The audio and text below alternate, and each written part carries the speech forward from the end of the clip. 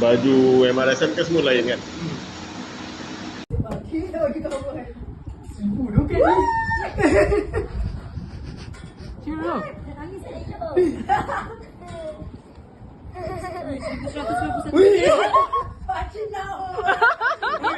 Congrats.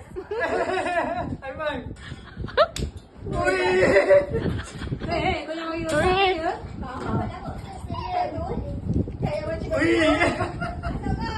Ni tak ada nak RM1,000.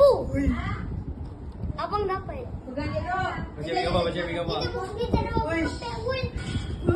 Tak ada. Tu apa? Kalau bagi kawan yang tu je. Kawan.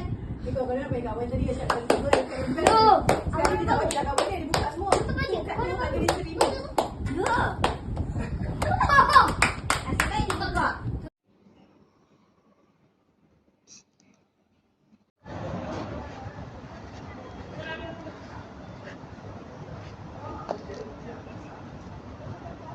Bismillah.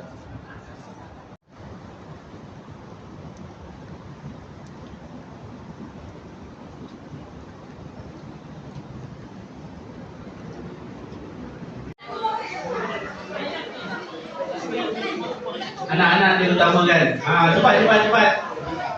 Jangan keluar suara. Takut keluar suara memang tak dapat. Confirm tak dapat.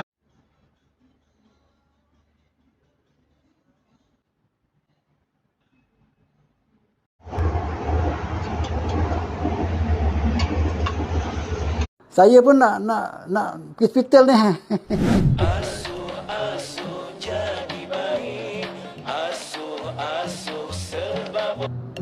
Halo. Assalamualaikum Haji Bat. Waalaikumsalam. Khabar? Saya demam dah 8 hari dah. Cik. Korang sihat? Ji, kita orang ni sebenarnya dah nak sampai rumah ni Ji. Saya dengan Pak Yan ni Ji. Dengan Pak Yan nak datang beraya. Oh, rumah tak ada ni. Kalau rumah tak ada, kemudian apa pun tak ada kat rumah ni. Saya pun nak pergi hospital ni. Kita kan nak jumpa rumah, nak jumpa Haji. Boleh Haji? Kasih jadi? Boleh je? Allah. Kunci rumah pun tak jumpa. Di mana pergi kunci rumah ni? Dah dekat sampai kan Ji? Lagi 5 minit? Boleh je? Datanglah. Ada air kosong je. Boleh lah tu. Assalamualaikum Ji. Apa khabar? Adalah demam sikit-sikit 3-4 hari. Korang sihat? Oh, ya ke? Sebenarnya saya dengan Pak Yan ni nak datang beraya. Tapi itulah, dah kata Haji pun korang sihat kan? Tak apalah. Terima kasihlah kerana memahami Pakcik Haji. Tak apa, faham Ji. Sebab kami pun tak ada plan kan. Tak cakap nak datang awal. Pak Yan okey Pak Yan? Tak apa, tak jadi? Tak apalah kalau gitu. Tak ada rezeki kita nak jumpa.